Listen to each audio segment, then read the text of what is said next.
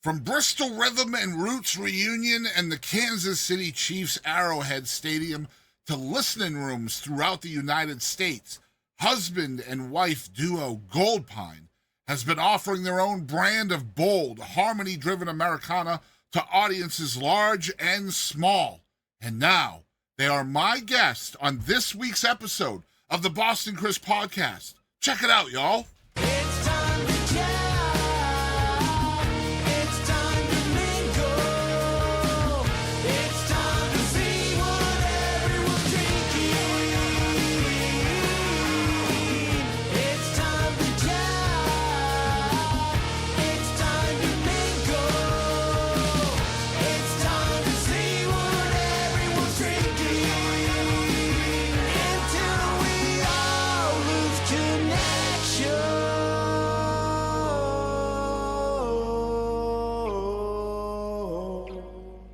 Hey everybody, I'm Radney Foster, and if you're not listening to Boston Chris's podcasts, you're doing it wrong.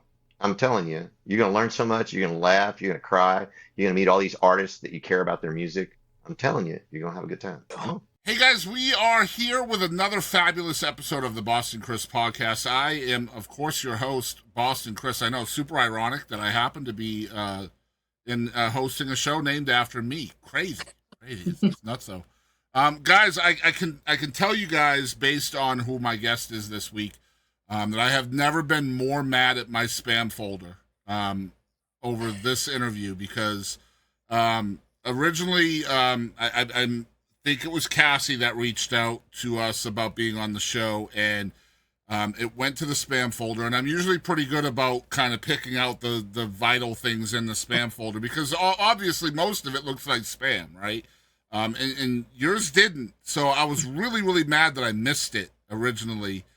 And thank goodness Kassie came back and sent another email, which I'm known to do as well because I hate being ghosted and with a passion. And she was just like, please let us know that you got this so we can cross you off the list. And that did not go to my spam folder, but I was almost certain that I'd never got an email from you because, like I said, I'm good at checking the spam. And sure enough, there it was, right there in the spam folder. Yeah. But yeah, I despise being ghosted. So that goes for anybody out there. Make sure you respond. Let us know that you're not interested. Right. But the point is, I'm hugely interested in Goldpine. I'm so stoked that this worked out. And man, welcome to the show, you guys. Thank you. Thanks for having us. Well, first of all, I got to say happy anniversary. I saw that was a thing today. 18 years from the first date. Is that right? Today is 18 years that Ben asked me to be his girlfriend. 18 years. Mm-hmm. Okay, so there you go. It's an anniversary of when we became an official couple. Yeah. Mm-hmm. So who thinks the anniversaries are more important of the two of you? Who remembers more of them? I'd say we both It's equally. don't forget Yeah. them. Yeah. I mean, we're on the road so much. Yeah. And I think it's like we are together so much that we kind of think along the same lines all the time. And it's So a we're big not deal. We're not forgetting. It's a big deal to celebrate. Yeah. Yeah. All the things. Well, there's milestones in relationship, right? I mean, like the first date, the first when you got married, when you met, like there can be like dozens of dates, I feel. And like, my wife, the first date and the time we got married are separate dates, but we celebrate both of them because, I mean, we always need reasons to go out, right? You're always got to make a reason for that. Yeah. That's good. And my wife is a big fan of any occasion that allows her to dress up a little bit, right? So There you go. Man, I'm excited because not only is Goldpine here, let me introduce, this is Kassie and Ben. They are a married couple, and they are Goldpine, which is not the original name of the band. We'll get into that in a minute. But you guys have shared a couple of live performances with us, too, to kind of bookend the interview today, which I appreciate. And the first one involves somebody who's been on the show before, a Texas legend, a singer-songwriting legend, and that's Radney Foster. The first song is called Lean Into the Turns. Tell us about this song, A, how it came to be, and how in the world did you get Radney on it? Well, we have had the honor of doing some shows with Radney, opening up for him. And then last year, we even had the honor of opening for him and then playing with Radney as a trio for his sets. And that was a lot of fun. And honestly, just like, is this real life? Yes. It was Yeah. great. And as you know, he is like the nicest guy ever. Mhm. So we've got to tour with him and spend a good amount of time with him the past couple of years. And so our booking agent suggested that we write together, and he set it up. And then when we went over to Radney's house, I had an idea for a song, and then Radney also had an idea, and they ended up lining up. And I was like, well, this is pretty cool.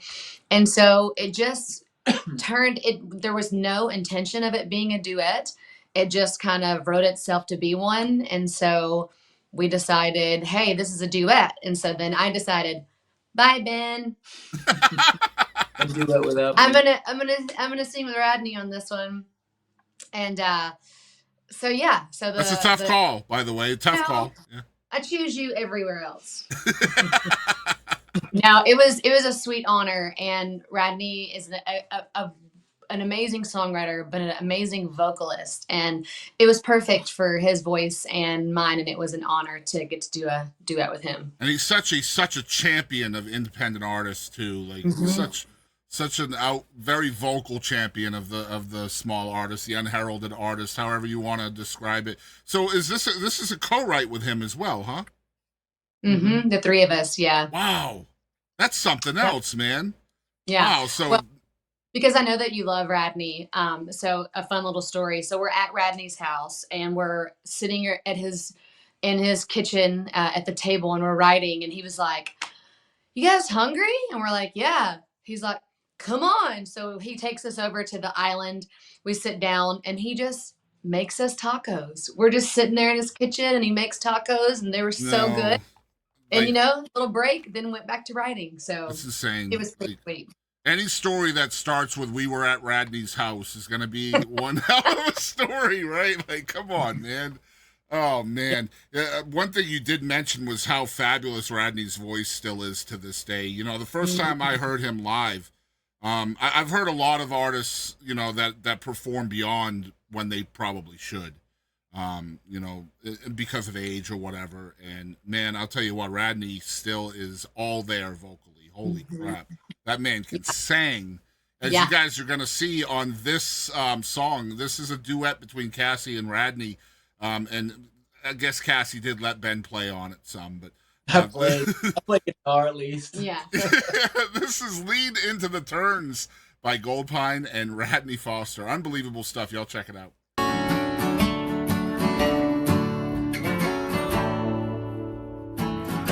I've been looking for love on a curved and crooked road.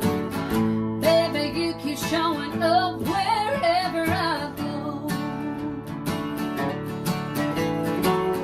You keep saying that love ain't enough to carry us through. You got your doubts, baby, I got my doubts too. Love ain't a straight line. It falls and bends and climbs. Ask any heart to separate us. We can fight about how we feel. Pretend the road we're on ain't real. Hold on and lean into the turn. Anything that's good, Always costs everything we are. I wanna ride with you no matter how far. Love ain't a straight line. It falls, it bends, it climbs. Ask any heart that's ever young. We can fight about how we feel. Pretend the road we're on ain't real. Hold on and lean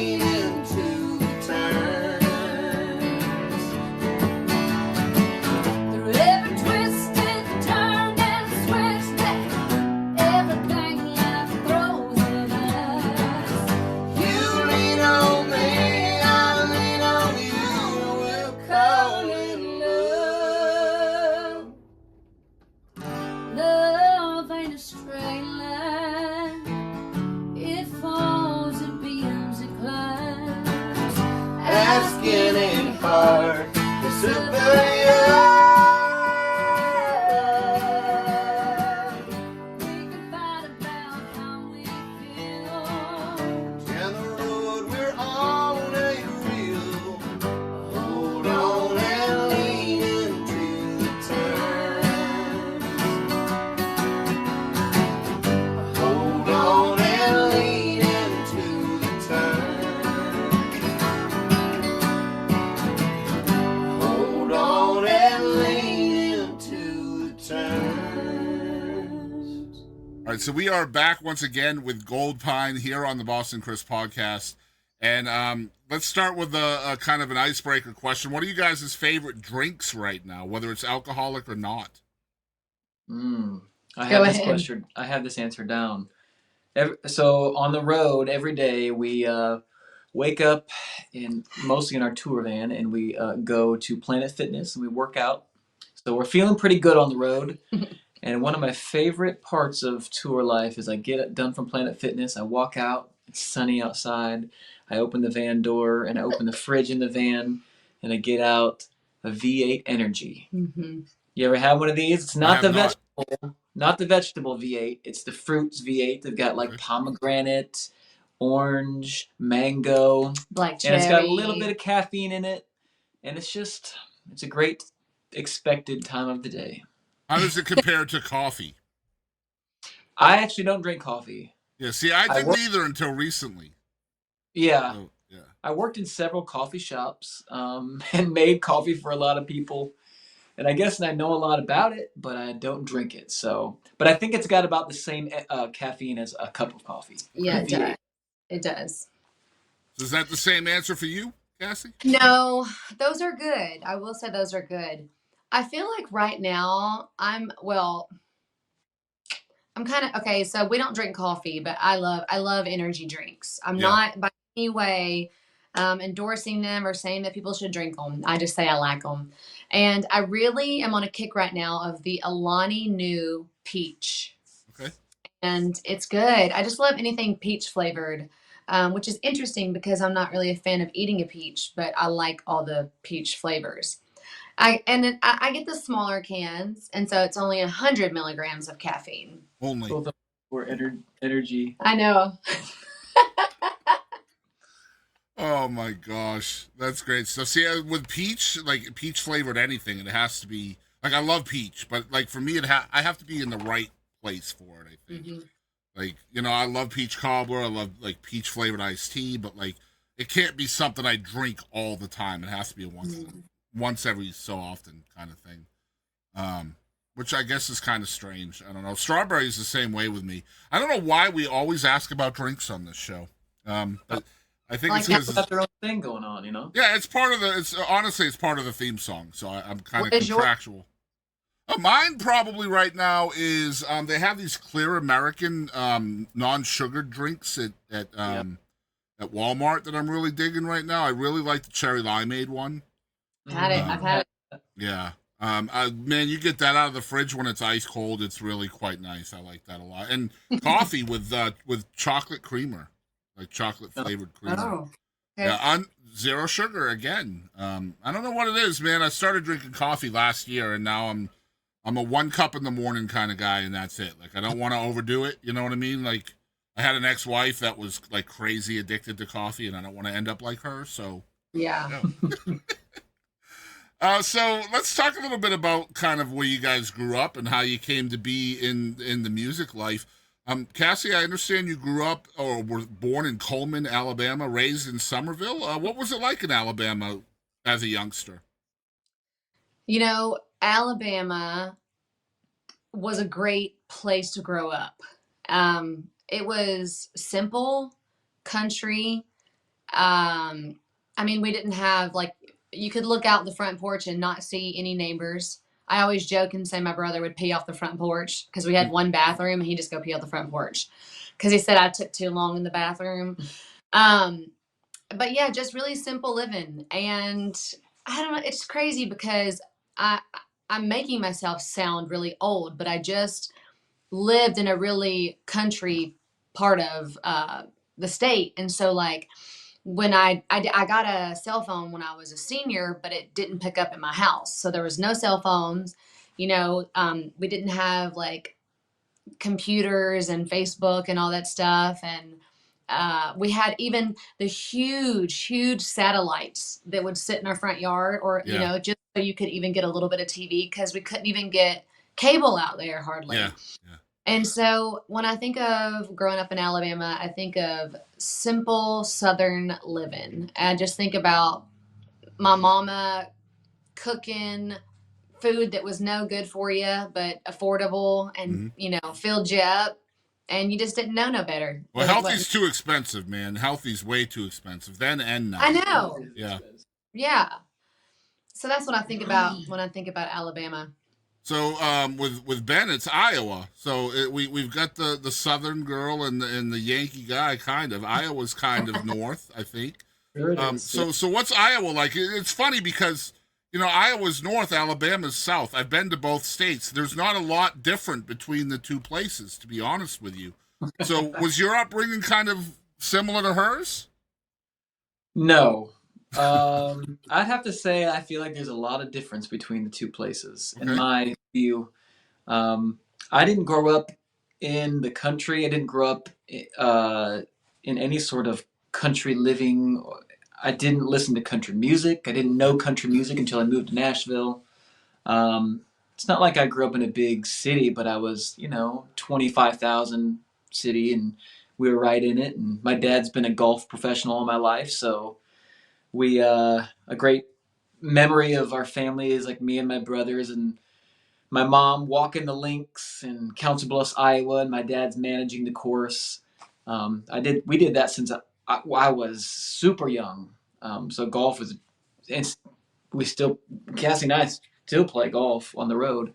But we always take our clubs. Yeah, but that was a big part of my life growing up. And Iowa is just very flat. Yeah. Tons of cornfields. Yep. Tons of farms. My mom's dad, my grandfather, had a farm in rural Iowa, but sold it before, it was handed down. So I never farmed. My mother never farmed or anything like that. And so those are the similarities I'm talking about. Like the farm life is very prevalent in both states. It's just different things are grown, right? In Alabama, yeah. And that's just the reason I feel like it's different is because I never was a part of that farm life. Yeah, that country life. Yeah. Nor was I, but you were in such a small town. It was just different. I've been to your hometown. It seems different than. Oh, for sure different than Iowa. I'm just saying, I didn't grow up on a farm or there was nothing like that. Mm-hmm. My mom and my dad restored. He collected muscle cars, vintage muscle cars, and would restore them. So that was what he grew and cropped. Yeah, there's nothing wrong with that. What are some lessons you guys both learned from your folks that, as musicians, you still kind of lean on today? Well, both my parents, we grew up in the church, and they instilled faith as a big part of our lives, as a central part of our life, as a life-giving source, and that is still true today for me, and so that I am forever grateful for. I did not grow up in a Christian home, but what I will never forget is that my mom was such a believer in me that she believed in me so much it made me believe in me, and just giving me that drive and encouragement and just always being that cheerleader for me. And it was just something really special, and to not give up on things. And just because there may be one door closing, another door is opening, or there's a reason why it's closing. And so I just appreciate that she instilled that in me, to not let one no or 100 no's to define me, just to go through another door and not give up. I love that. So in your families, was there any musical kind of influence um, in a professional sense, more than just listening to music or, records or things like that? Was there a instrumentation in your family, songwriters, singers, etc.? For me, so my dad always had a guitar and he always had instruments and he could play by ear, but I don't remember him ever songwriting. But I do remember he passed when I was 19 and he was 43. And so, but I just remember him always playing. I remember he'd always play Should Have Been a Cowboy by Toby Keith. And I just remember sitting in the living room hearing him play that. And he would just pick and play. I think when he was younger, he played drums and was in a band, but never pursued it professionally, but was very encouraging and loved because it happened for me later in life, right before he passed, that I really wanted to do it. And he was that was when we finally like bonded. Mm-hmm. And in my family, there was really no musical ability in my family. The one thing that happened is my brother taught me a couple chords on guitar, and he doesn't play guitar anymore. He hasn't played for probably decades, but that was the beginning of me taking it from there. But nobody in my family whatsoever ever sang or played instruments or was even growing up really interested in knowing music or about music. I grew up on almost completely CCM music, Christian contemporary music. And then in high school, I started, listening to some alternative rock and stuff like that. And so really my background is not diverse whatsoever. Mm-hmm. I grew up in a very narrow thing of a knowledge of music. And so, like I said, I didn't know anything about country music. And then here I moved to Nashville in 2006. And I really didn't even know any Johnny Cash songs, didn't really know who he was. Maybe I heard his name. I mean, I was clueless about music in general. And it was just like a crash course when I got to Nashville. Well, this is probably a question better suited for later, but I have a bad memory, so I'm going to ask it now. You're talking about having a very narrow view of music as being younger. We're talking prior to moving to Nashville. I don't see that in your wife at all. Like her styles vocally are so diverse, so all over the place. And I'm going to compare you to a few vocalists later that just the first things I heard. But I'm curious if she brought a lot of that diversification into your music, having met her. Did that happen that way, or was that kind of forming before you met? It's a mixture because I started branching out and listening to different music starting in high school. Yeah. And when I came to Nashville, was introduced, like I said, to country music in a southern, the southern way of music is so different than the northern way of music. Absolutely. And it's almost hard to put your finger on. Like northern music feels, I'm totally going to just stereotype right now, but northern music, and I'm from the north, feels very kind of rigid and doesn't have the push and pull and the soul and the feeling to it. But you get down south, and man, people are like ripping their hearts out, and guitar solos a little bit out of tune, but that's the cool thing about it, and just stuff like that. I love it. Where was I at? So Cassie's background, she was listening to all sorts of stuff growing up because her dad had exposed her to so many different musical genres. So yeah, I think us coming with our different backgrounds was a big deal of how we sound the way we do today. And you can kind of hear a little bit of soul in some of the songs that we do and a little bit of alternative rock. And so you're hearing all the different genres. I love that so much. So let's ask the question I know people are going to want me to ask. And that, I mean, how did you guys meet? You guys met in Nashville, right? Yeah, we met in Nashville. We were talking about this yesterday. Somebody was here, and we were talking about how many years ago it was. Was it like 19 years?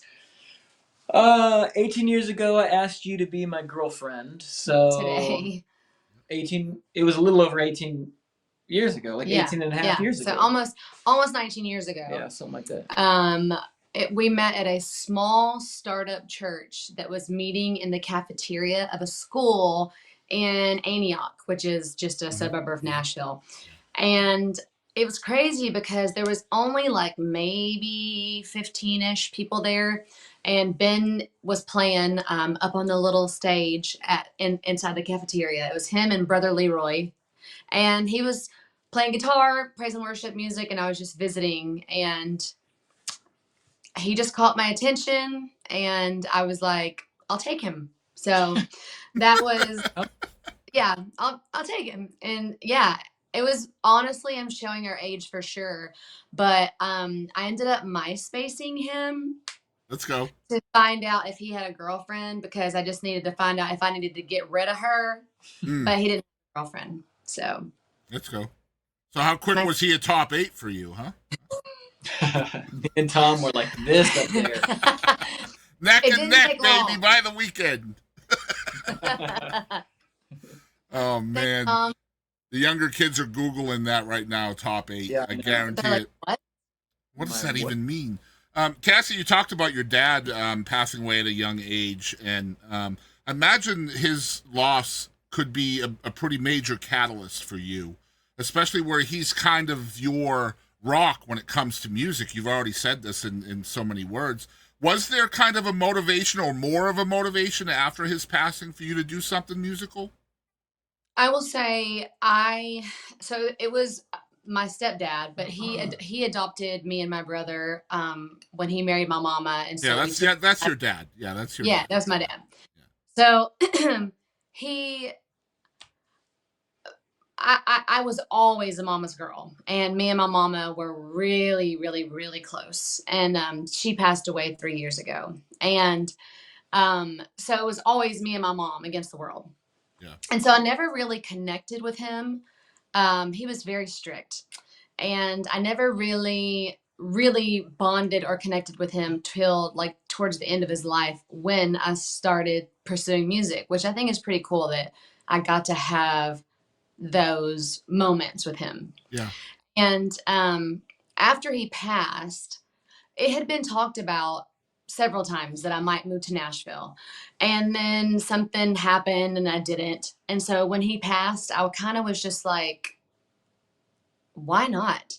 Like, just go. So I, just decided I was going to do it. And there was a fan in Decatur, Alabama that said, here's $1,000, go move and good luck. So I took $1,000 and I took my Mustang convertible, and I rented a little place in Madison that was $250 a month. And I thought I had made it.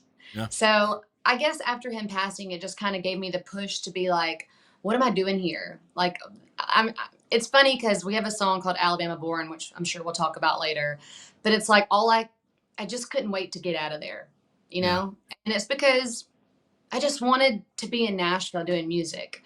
So I think that maybe that did give me a push.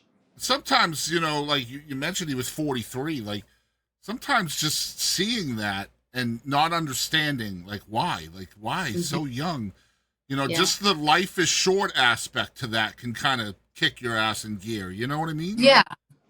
For sure. I'm 42. Am I 42? Something like I'm 40. Oh, don't ask him that question. That's not fair. I think I'm 42. And to think about that he died just 1 year from now from what I am, it's just mind-blowing to me. Because when I was 19, I didn't think about him being 43. But that's nuts, because that's just a year older than I am now. Right. And so you're right, life is short, and you have to just it was like a wake-up call, like go and get it. Yeah, well, that's good. It's making the best out of something that's not very good, right? And so kudos to you on that, because a lot of people will just, they'll go into their clamshell and do the opposite of life, right? Ben, I wanted to talk a little bit about your education, because I find this to be pretty interesting as well. You went to audio engineering school. You end up a full-time musician. This is perfect, right? Like you're essentially a songwriter. You're a musician, and now you can create both the songs and produce them and engineer them. This has been kind of a really good choice looking back, right? Yeah, it sounds like a whole master plan is what it sounds Yeah, like. it wasn't though, was it? Well, it's like this. I knew I wanted to do music and be a performer in some way, even like right after high school. And my parents were just, as I said, my family didn't know anything about music or the music industry. And so they always said, you got to have a plan B. And so my plan B was like, okay, I remember going into the recording studio with a youth band in Pella, Iowa, and my first studio experience, and just the awe and the wonder of being in a studio and the inspiration of being in there. And I was like, man, I love this place. And so I wanted my plan B to be audio engineering. And I first actually moved up to Minneapolis to intern in a recording studio for a little while. And then I ended up moving to Nashville to officially go to audio production school. And yeah, now let's see, I think all three of our records I engineered. Mm-hmm. I mixed a couple of them. Mm-hmm.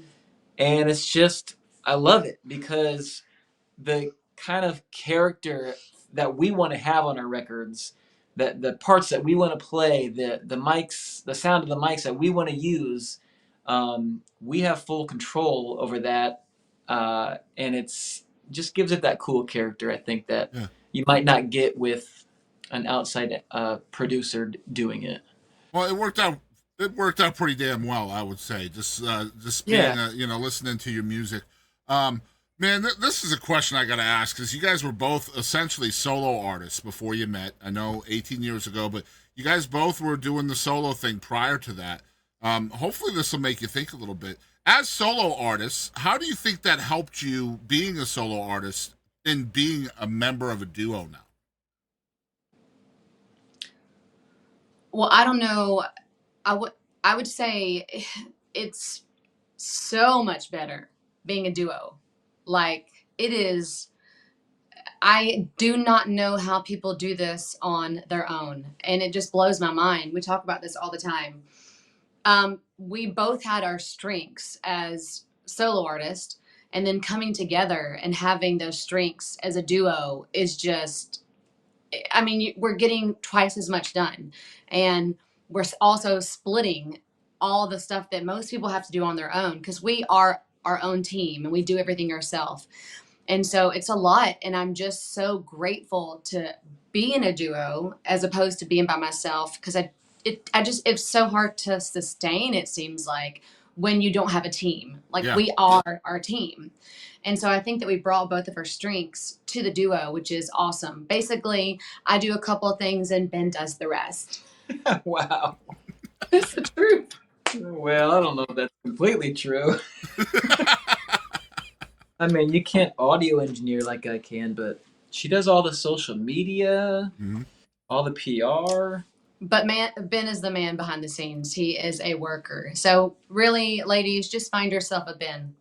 But no, he's got a good point there, though, Kassie, in that, whatever he doesn't do, you do. And then whatever you don't do, he does. And that's perfect. That's not just being a married couple, but being a duo of any shape or form, whether you're together or not. That's the name of the game, right? You have to pick up what the other can't do. That's just the way it is. That's what makes you guys a great team. So good point on that, Ben. And making sure that she gets her flowers because she deserves them for sure.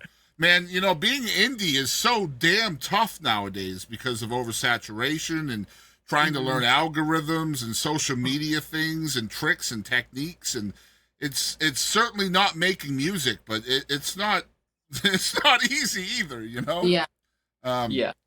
So I wanted to talk about vocally. We mentioned it, alluded to it a little bit earlier, and I do my outlines laying in bed, and my wife is usually next to me. And my research for these interviews is literally listening to music. Guys, it's a tough gig if you can get it. But so I'm literally, listening to Goldpine, every record, every song, every single, and every music video, and there's a lot of acoustic stuff that you guys have done too. And typically when I listen to music, it's usually, you know, think of it like a 5-lane highway, and usually you're either in the middle lane, the slow lane, or the fast lane, and those 2 lanes in between are just never seen. With this group, it's not like that. There is no lane for Goldpine, and I think that's led by her vocals. I'm going to just, I listened to 4 songs right off the rip, and I looked at my wife, and I said, I've listened to 4 songs, first 4 songs, and I heard Aretha Franklin, I heard Patsy Cline, then I heard Pat Benatar, and then I heard Janis Joplin. And so after the 4th song, I looked at my wife and I told her those 4 names. I said, you don't understand. They're an Americana duo. So the question here is, I know there has to be a strategy in the importance of your vocals, in the sound and delivery of your music. So talk a little bit about your vocals as an instrument and what that means, not just to you, Kassie, but both of you as a group, because I know it's kind of your signature, not just her lead vocals, but the harmonies as well. I think that was directed for you. Well, it's crazy. First of all, thank you. Yeah. Those, wow. Those are some wonderful, some of the best. That's a compliment. Well, I challenge y'all out there to go listen and tell me I'm wrong. Tell me I'm lying. I'm just going to say that. Go ahead. I'm sorry. No. Thank you so much. Yeah. I mean, when we're writing, you know, I love that you said that we're not in one lane. I love that you said that, because we try to just drive in all the lanes, and to just have a good mix. Nothing against what other people do, but sometimes there'll be an artist that I like and I'll find them on Spotify and I'll be like, ooh, I like this. And then I go into their catalog and I'm like, oh my gosh, everything sounds just the same. And then I'm like, I don't want to listen to this anymore. And nothing against them, but what I need and what I want is a variety. Yeah. And so I want people to feel like that they're on like this vocal and emotional roller coaster, with our lyrics, with the vocals, with the instrumentation. I want it to be fresh. I want it to be unique. I want it to be like you're comparing us to 4 different people that don't belong together. Like, exactly right. I think that's just a compliment all the way around. And we just want to give people a variety and just use the gifts we have. And as far as like my voice, you know, it's a gift. It is my instrument. And it's also knowing the sweet spots. Yep. And Ben helped me to find those sweet spots, you know, because I'll be like, we'll be writing something and I'll be singing it and he'll be like, let's just try to step up. Let's try to half step up. Let's try this half step down.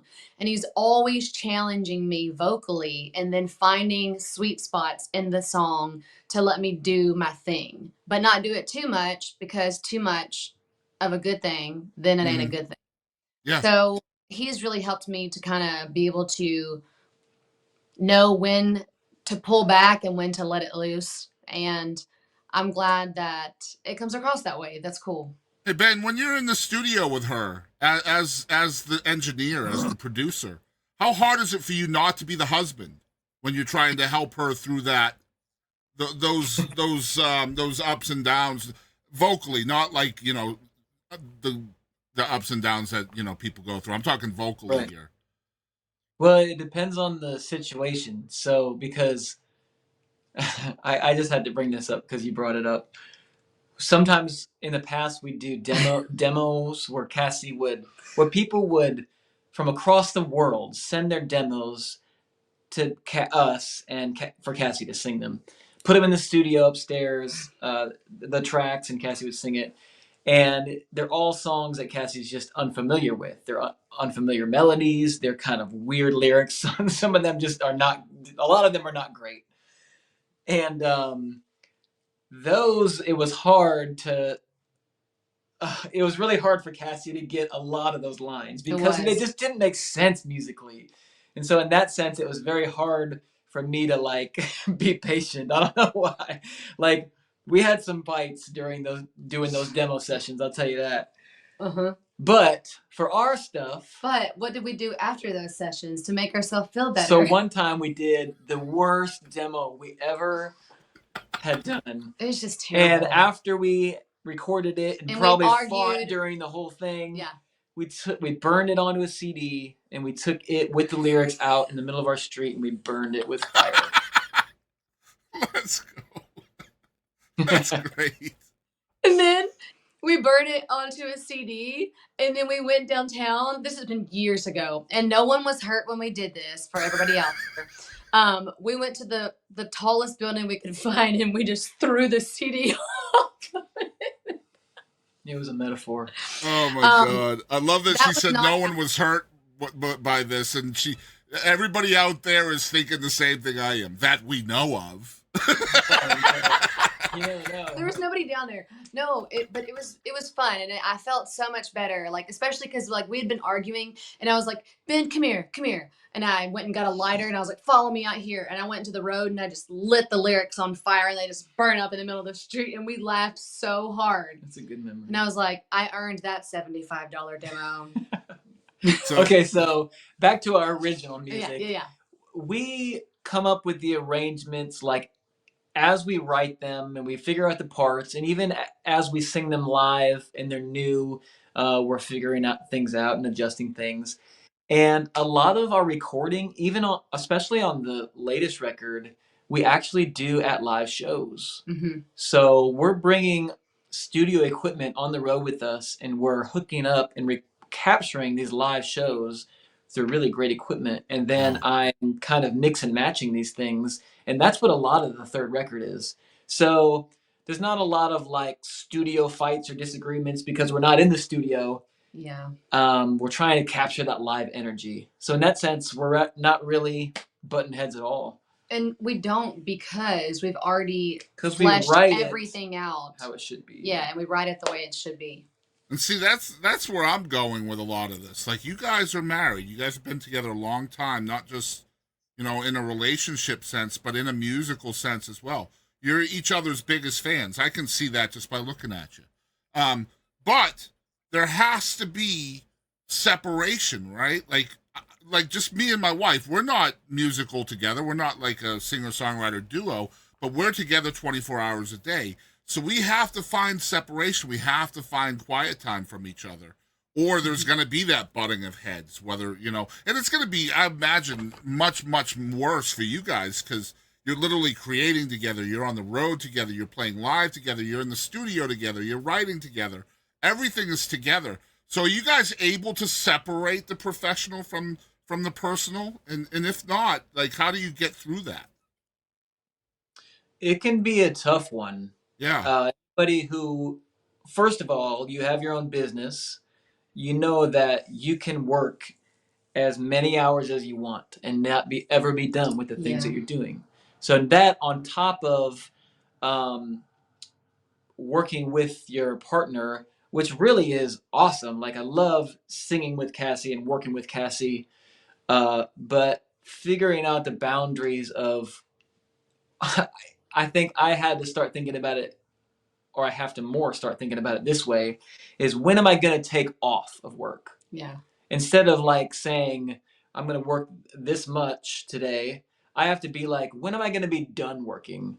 Because I can't just work my life away. And we have a relationship to build. We have other relationships to build. Mm-hmm. We have a life to live. And so those boundaries, it's tough. But like being very adamant about it. I'm done at 7:00 today. I'm done working, and I'm just gonna like live my life. Man, it's so funny because this is essentially a hobby, but I mean really it's like a job. What I get to do, chatting with y'all and doing research and editing, and I do all of this alone, so it's all independent. But like my wife will message me and say, hey, you want to go to the store? Let's get out of the house, walk around Walmart. Just we don't even have to buy anything. And I'd be like, well, I really have to get this episode put together or whatever. And she was like, well, maybe I need to talk to your boss then. Or or maybe you need to ask your boss for some time off. And she'll hit me with that all the time, man. And it's just, there's no answer for stuff like that, man. Like, what do you do? Yeah. Like, Yeah, you have to let yourself off of work at times. It's for sure. Right. Or you have to force yourself to not Yeah. work. I Yeah. mean, and for me, and maybe a lot of people, like that ambition just drives you, and you could just work. You could Yeah, do the it forever. hustle. Yeah, But there's other things like the enticing part about having a business is building and building and seeing that build. But we have to realize that we're building other things in life too. We're building relationships. We're building our faith. We're building creativity. And those things are important in life too. Mm-hmm. absolutely. Got anything on this one, Cassie? Say again. I said, you got anything on this one? The only thing I have to add is 2 words: Planet Fitness. And We started with Planet Fitness. on the Circular. road, I mean, we do everything together, and so our time during the day. So we travel in our van. So we travel all over in our van, and it's a Dodge Ram ProMaster that been converted into a tiny home. And so we go to Planet Fitness every day when we're on the road, and that's where we work out and shower, but that's where we have like our alone time. So, we each work out on our own, sit in the chairs, do our thing. And that's really just a time for us to be alone, to listen to podcasts, to watch a TV show, to, listen to whatever. But it's our time where we can kind of be apart. And I think that's a big deal. So thank you, Planet Fitness. Yeah. Yeah. I think it's so important for people out there to make sure that you spend time with yourself. Right. It's so important, man. Like, I don't care how many hours or how many days or how many weeks, whatever, that you're with somebody and you're always present. You have to make sure you schedule some time for yourself, because if you don't, you're never going to understand who you are. And if you don't understand who you are, then you don't know what you're bringing to the relationship.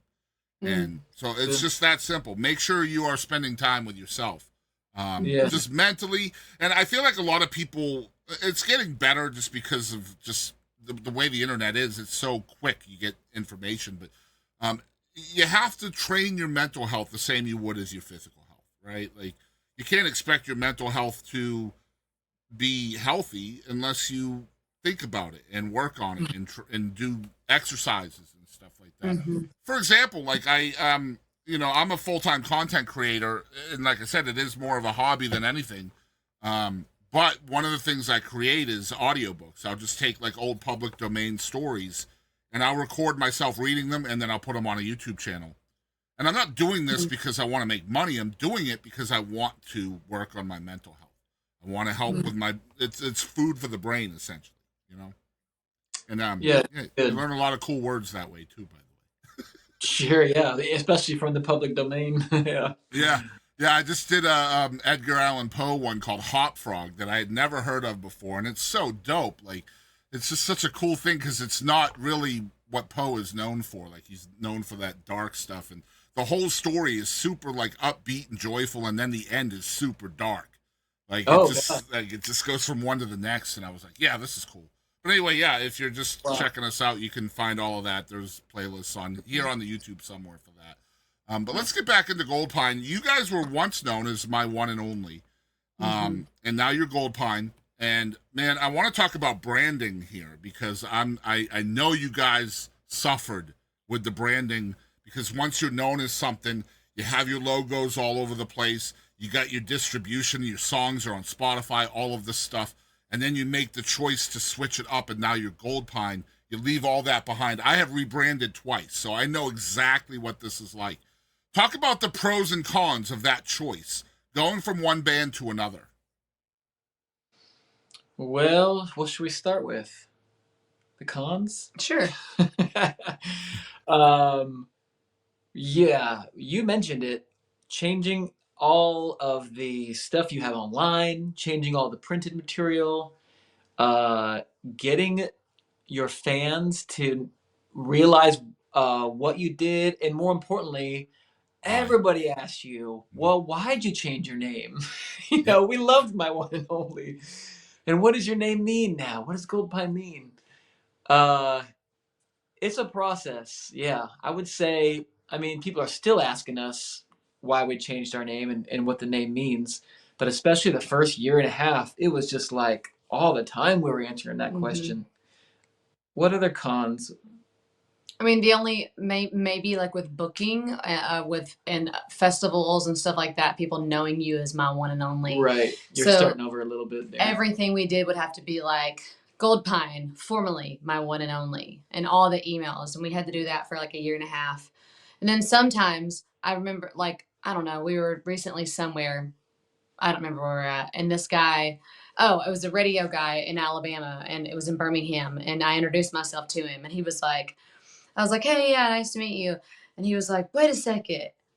You used to be called my one and only. And I was like, oh, yeah. And he goes, I know you. I play your music. And I was like, oh, but he didn't, I don't think he played Goldpine because he didn't know. And I was like, oh. Now he knows. So just that whole thing of getting people to know you as that have already known you as your former name. That was kind of a con. But pros, I mean, we changed it because my one and only is a mouthful. It's a lot going on. And we wanted something that was just like more representative of the sound that we do. Goldpine has a, I don't know, kind of a earthy, timeless, mysterious, maybe aggressive feel to it, and that's what we're kind of going for.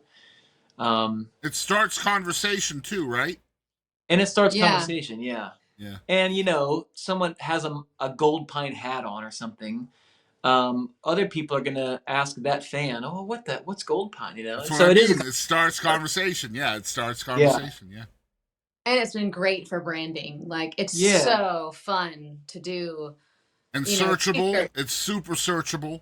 Yeah. Yeah. And t-shirts designs, and like you can just play off the gold and everything. Like I have a gold microphone, and like on our last album we were wearing like goldish looking clothes. Like it's just it's fun. I love it. Yeah.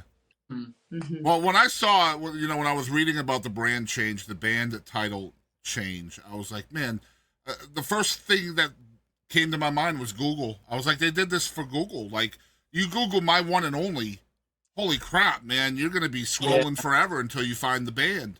Unless you put the word band in at the end, and people aren't going to do that, right? Yeah. But if you search Goldpine, there you are. Boom. Mm-hmm. So that was my first thought. As a social media guy, I was like, that's why they did it. That's got to be one of the reasons, at least. Yeah, I love that. I love Goldpine. It's super cool. It's very identifiable to who you guys are, creatively, I think, as well, which is cool. I don't know if that was meant to be that way for you guys when you. So, like, were there other names as well that you were kicking around?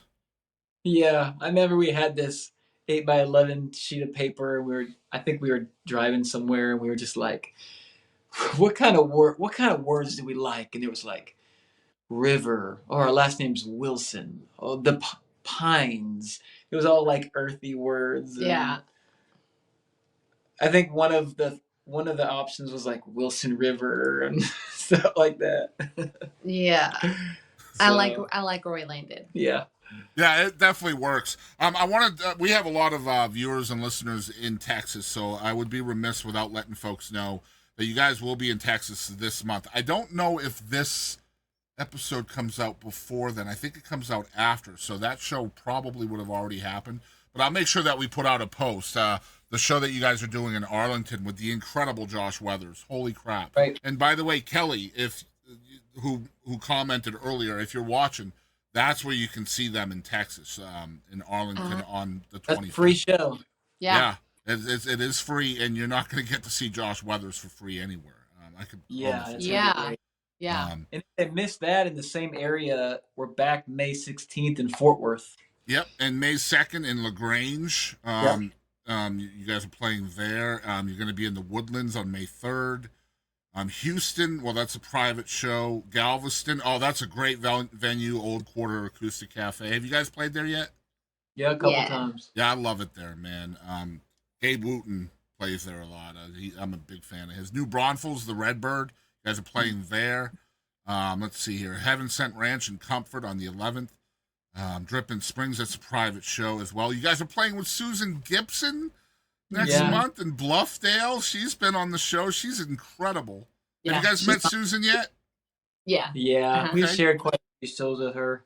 Yeah. That's gonna That's be cool. fun. The And you next guys day are we're playing doing with her also in Fort Worth at a venue that I'll be checking out for the first time this Sunday, the Southside Preservation Hall. Let me see, when does this come out? May 10th. So everything after May 10th.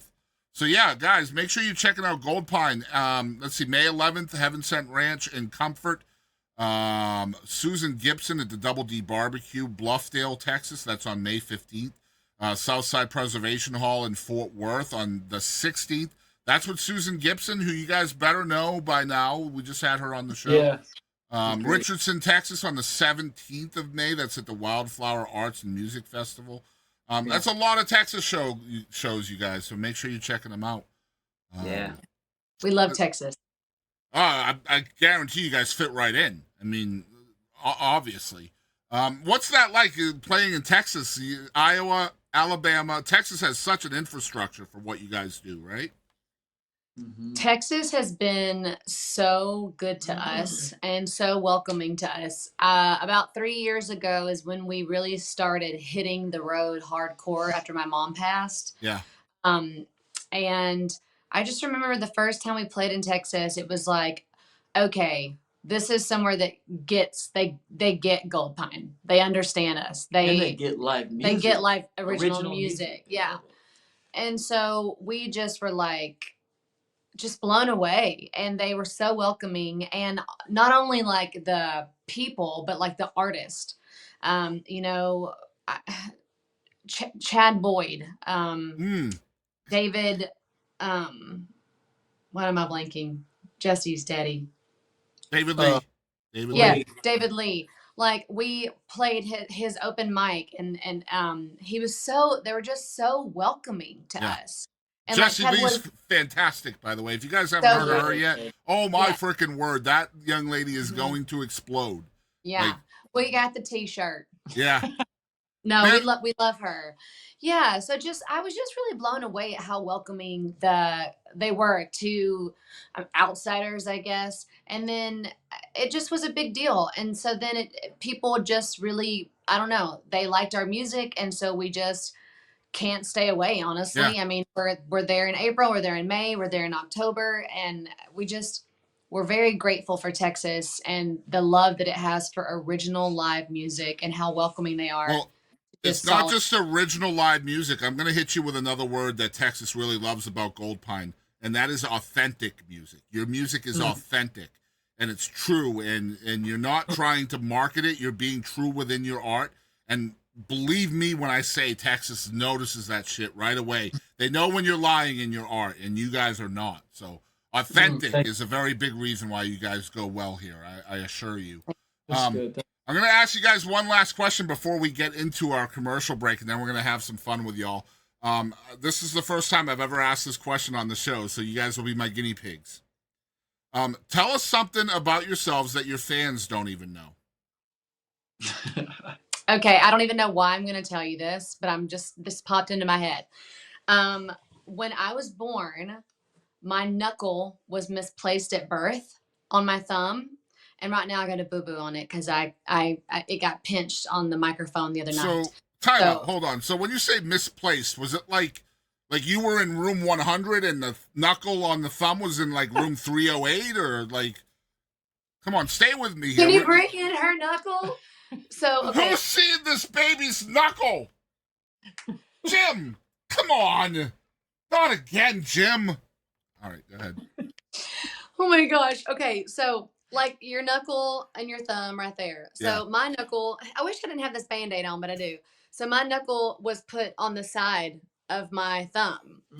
And they say because it was the way that I was sucking my thumb and inside whatever.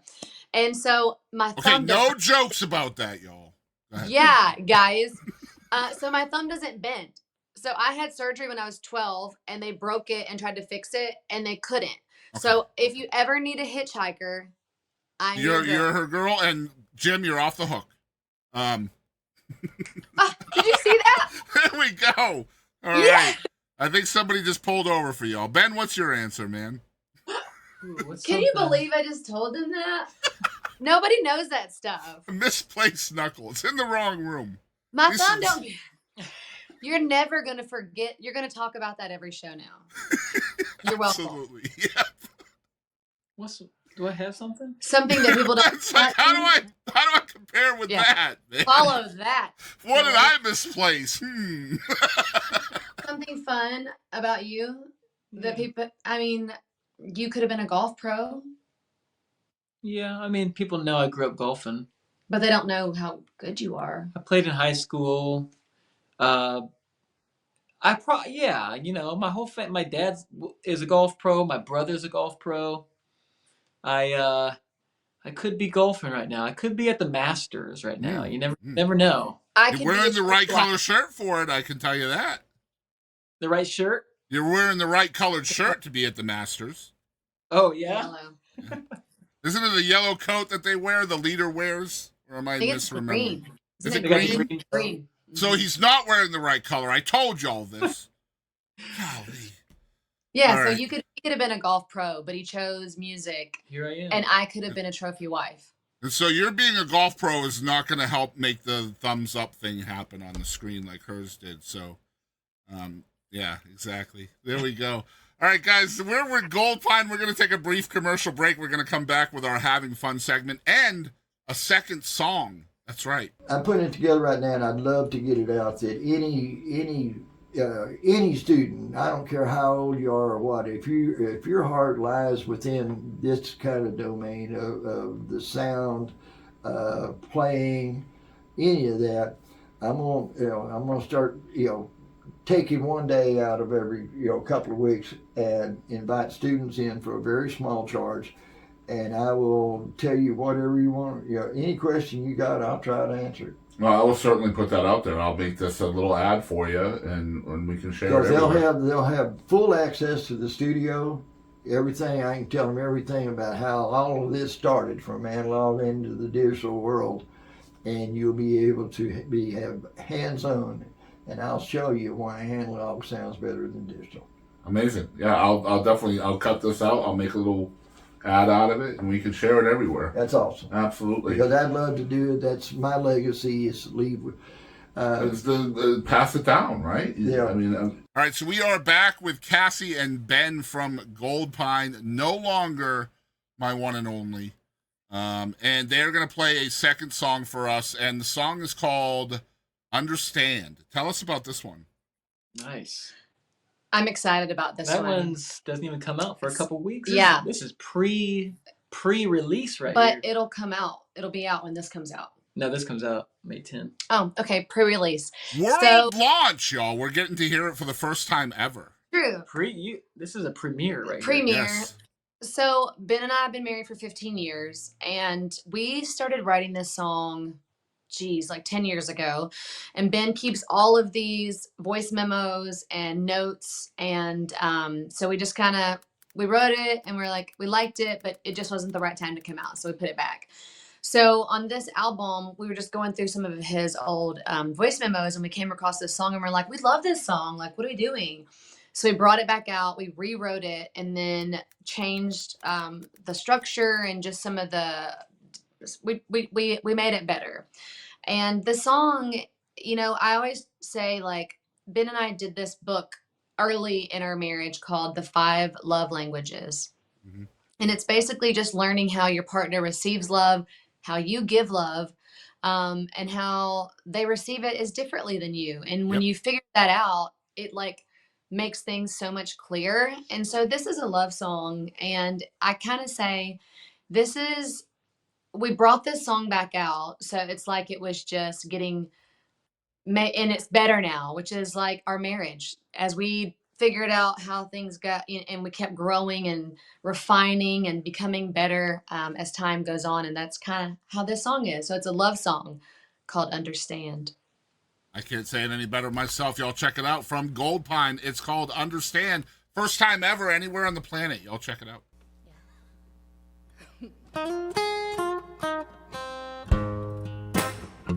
You could never know how these things, they will change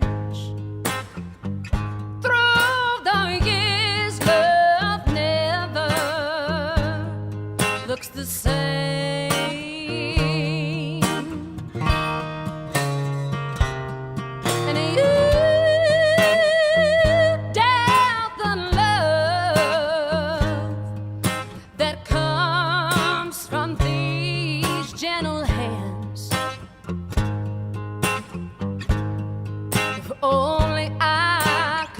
know it in no way you'd understand. I believe in love. I believe in love.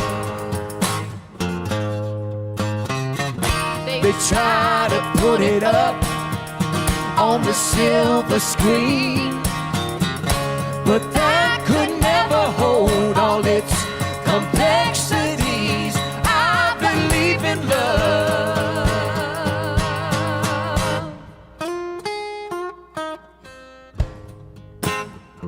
Now 16 years have come and passed us by, but I confess I still haven't been able to see through your eyes.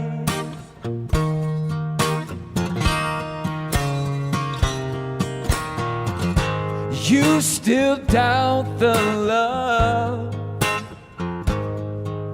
that comes from these two hands. If only I could show it in a way you'd understand. I believe in love. I believe in love. They try to put it up on the silver screen, but that could never hold all its complexities. I believe in love.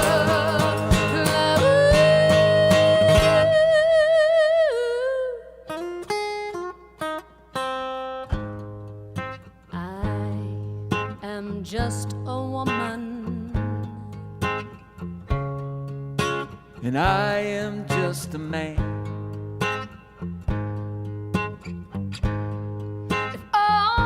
Could show my love in a way you'd understand. All right, so we are back. I got to talk about one last thing before we get into the having fun stuff. We talked about y'all being completely independent, and I would be remiss without giving Ben some flowers too. I was watching a lot of your musical videos. Your music videos, and every single one of them just about, I can't think of any that weren't, say, edited by Ben Wilson. Holy crap, man. You are incredibly talented. Incredibly talented. Like some of the angles and stuff you're getting, I'm sitting there and I'm trying to figure out where the hell the camera is at. Like, how are you doing stuff like that? Well, I'm not sure which exact videos you're talking about. Well, I will tell you one of them is where, I'm not sure of the song, but you guys are back to back in an open field. And you have two different angles. One is her, one is showing her, the other is showing you. And it's at the same time, I see you on top, her on bottom, and I don't see a camera. Montana. Yeah. Okay. Yeah. So I was just like, fun. That is insane. I'm trying to figure out how the hell y'all did that. And you don't have to tell me. Keep your secrets. But I just wanted you to know I was heavily impressed with your music videos for sure, and I didn't want to forget to tell you that. So thank you. You're welcome. All right, so we're gonna have some fun with Goldpine, and I tell all of our guests that we timestamp our episodes, and a lot of people will just go right to the having fun timestamp because this is a blast. And I just have several different short segments, and these will go out on social media prior to the episode, which people love. And makes us unique, so I guess that's a good thing. The first one's called Mount Rushmore, and since we have two people, they both get to answer. It doesn't have to be combined, so you each get to answer separately. Mount Rushmore has 4 people on it, and so I want you guys to tell me who's on your Mount Rushmore of artists that you would like to work with. So you guys have been very blessed to work with Radney Foster. That's why I've decided on this subject. So name 4 more that you would each like to work with in some capacity. I thought he was going to ask us who was we on wanted. Mount Rushmore. Yes. with No. us? Like if we wanted to. No, I thought he was going to ask us who was on Mount Rushmore. I was going to be like, okay, of who we want to work with? Yeah, and he said like we could both answer. Yep. Artist, producer, whatever. Doesn't matter. It's co-write, open for. Okay. That's good. Yeah, whatever. All right, I'll start. Yeah. So I would love to sing with Brandy Carlisle. That's one of mine. Because I'm doing this as like individual. You can answer for yourself. It's not as a duo. Right. My second is I would love to sing with Chris Stapleton. My third is I would love to write with Laura McKenna. You're speaking my language here, girl. And there's not a lot of people that I'm like, yeah, I want to write, but I'd like to write with her. And my fourth person, okay, you go ahead while I'm thinking of number 4. I'll name a couple. I want to sing a song with Adam Duritz of Counting Crows. That was like my introduction to music beyond CCM when I was in high school, and it was just a big influence for me.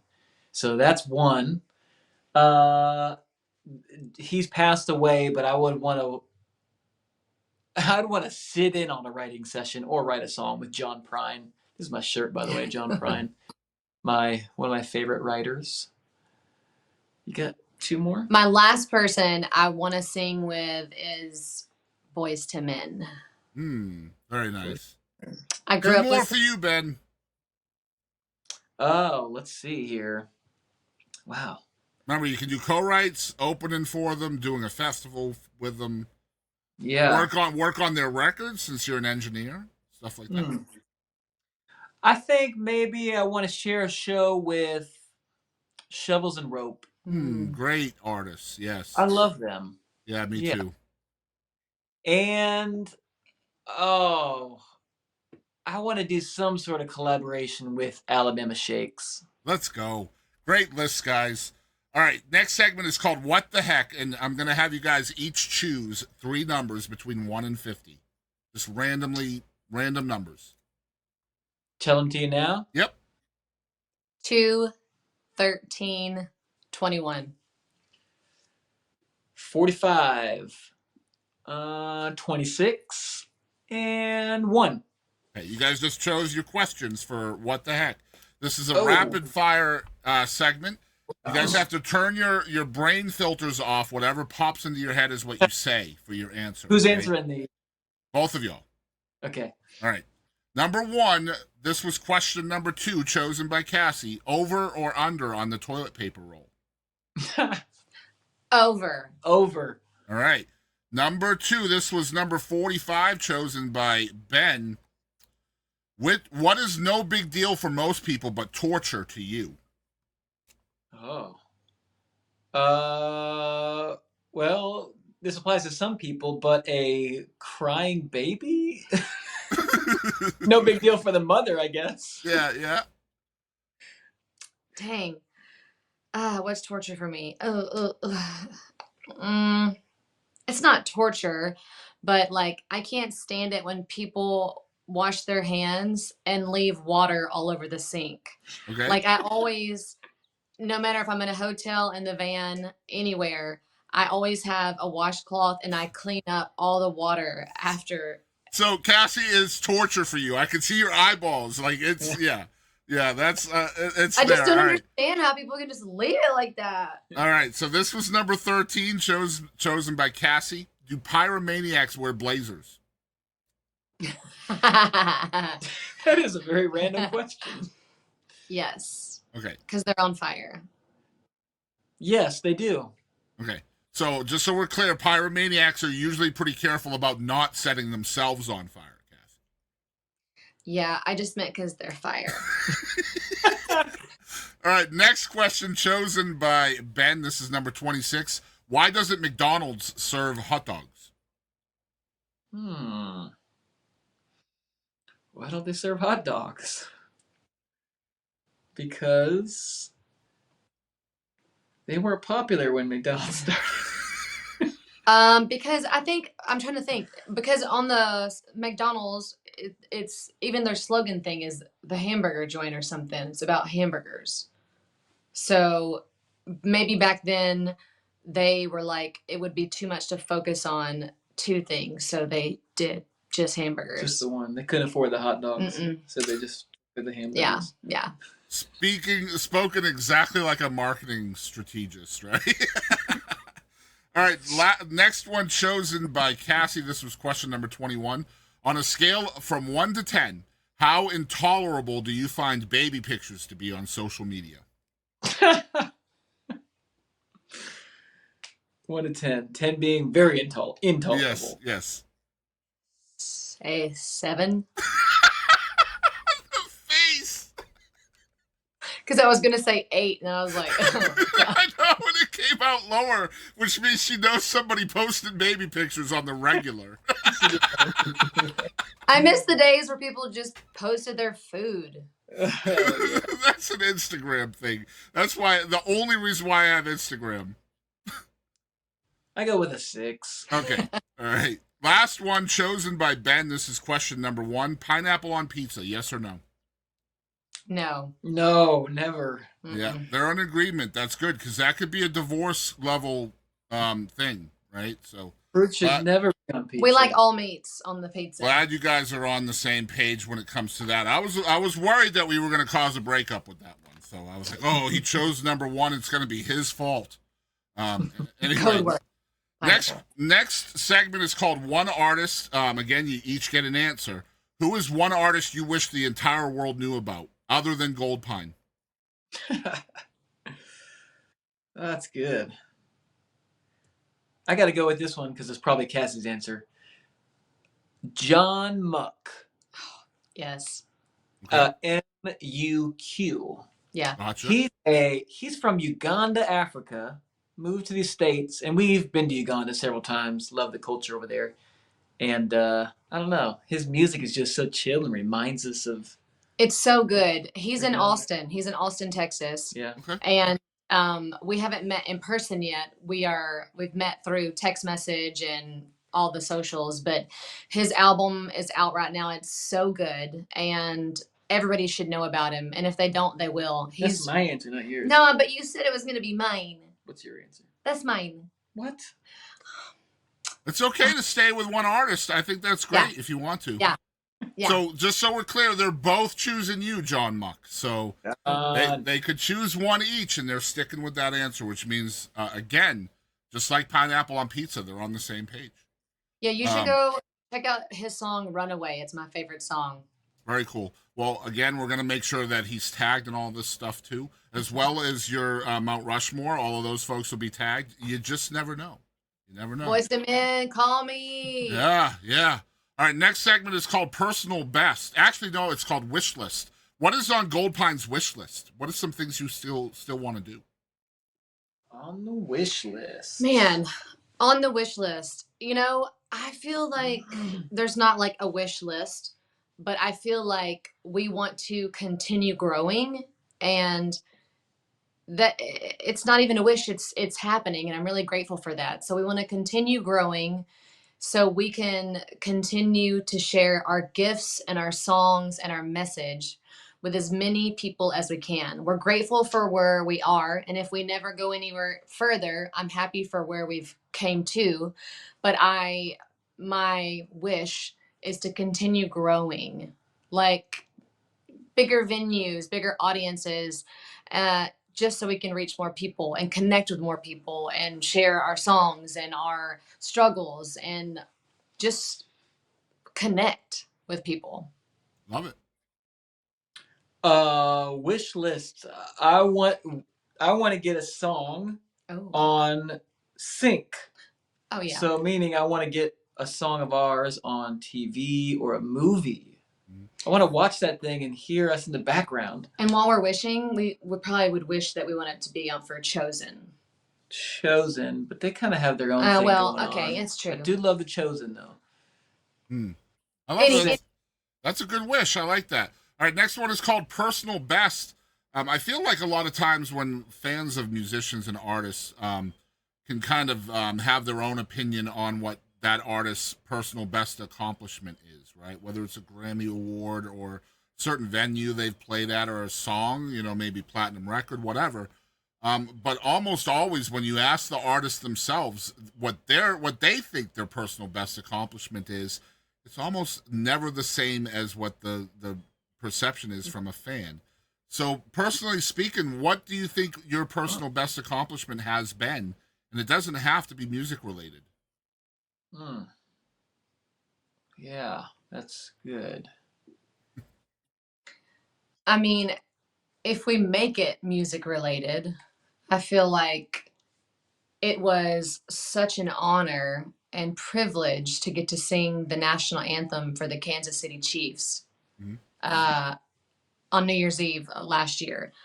I think that was like just a career highlight. Like there was, it'll probably never happen again, but just to be in the middle of that many people with so much the energy of the crowd, of the fans, it was something special. And just being a part of that for 90 seconds was really cool. Yeah. Personal best. I have to give a non-concrete answer. A lot of people move to Nashville and they end up staying for a while and then moving back home or going on to another career and whatnot. So I feel like the best thing that we've done is stick it out in so many instances with our music, being faithful to continue to write, continue to tour, continue to be out there, continue to connect with people, as well as at the same time, we talked about it earlier, have a relationship and have the balance going on and the priorities in life, and to live a life while pursuing a really tough, time-consuming career. I think that's my answer for the best thing we've done. That's stuff. Answer than mine. You're welcome. Yeah. That's killer stuff. And I love that your answers were, one was music related, one was life related, and there's nothing wrong with that, truly. It doesn't make one answer worse than the other. It just means that you're both very present in who you are, and I love that. All right, last one is, the segment is called, Who Do You Think You Are? Who is Goldpine?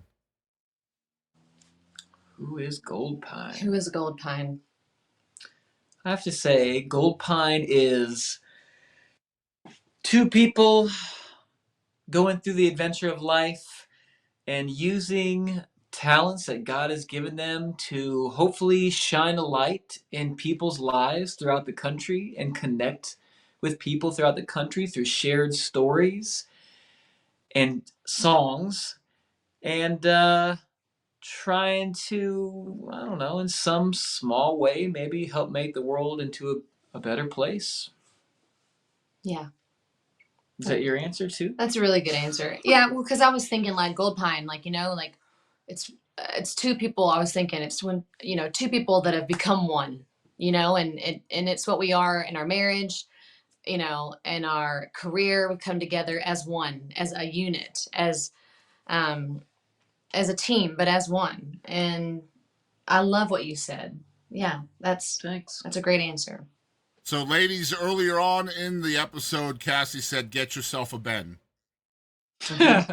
Yeah. In a world where you can go get anything, get a Ben. Yeah, absolutely. I can't say it any better than that. What do you guys have on store for us, or in store for us, in 2025 and beyond? What's coming up? A lot of touring. Yeah. I'm building another tour van. Oh, yeah. So the tour van that we currently tour in, I built out from a brand new Ram ProMaster cargo van, and I'm doing another one right now. It's just in the back over there. Mm-hmm. So we'll be touring in the new one late this year, but we're going to be out almost all the time. Like, we're hardly ever here in Nashville anymore. So a lot of touring. I'm trying to get us to write another record by the end of the year. He wears me out. So our record's not even out yet. Yeah, we got to stay ahead of the game. You do. Absolutely, you do. So yeah, 200 plus shows a year from you guys, which is I can't even imagine what that's like by yourself. Never mind with your husband or wife all the time. Kudos to you guys on that stuff. I want to remind everybody that you can see on your screen their tag on Facebook and Instagram. It's at Goldpine Music. You guys make sure you're following them on both of those places. The website is goldpinemusic.com. I'm going to make this real easy for y'all. That's going to be in the description below. So all you got to do is scroll down. You can still hear the sound of my voice. Click on their website. Go check it out. It is a really well done website. I'm assuming Kassie had a lot to do with this. So no, this was Ben. I was wrong. Holy crap. This is impressive stuff. You've got the tour. You've got the streaming possibilities here. You got a store where you can pick up merch. There's a great bio here. You can join their mailing list. There's a photo and video section, a contact button. You can find their press stuff. House concerts, which, by the way, you can also book them right through the website. Get your very own house concert as well. I want to reiterate again, if you guys are here just at the end instead of hearing me earlier, there are lots of Texas shows beyond this episode. In fact, when this episode comes out on May 10th, they are actually in Texas as we are going live with this. So get your butt over to that website. Find out where they're playing. They're all over Texas. So I guarantee it's going to be a city within 8 hours of you. I hope so. If you're not in Texas, then you know what I mean, because I feel like Chicago is closer to me sometimes than Houston. But Kassie, Ben, thank you guys so much for spending a little over an hour with us today. I appreciate your time, and thank you for having us. It was fun. Yeah, I'm glad you guys had fun. And screw you, spam folder. Screw you. right. Yeah, but see, that's another lesson. Be persistent. Follow up with emails. No one's going to do it for you unless you do it yourself. Yep. And thanks for having us. Hey everybody, this is Susan Gibson, and I want to thank you for tuning in to the Boston Chris podcast.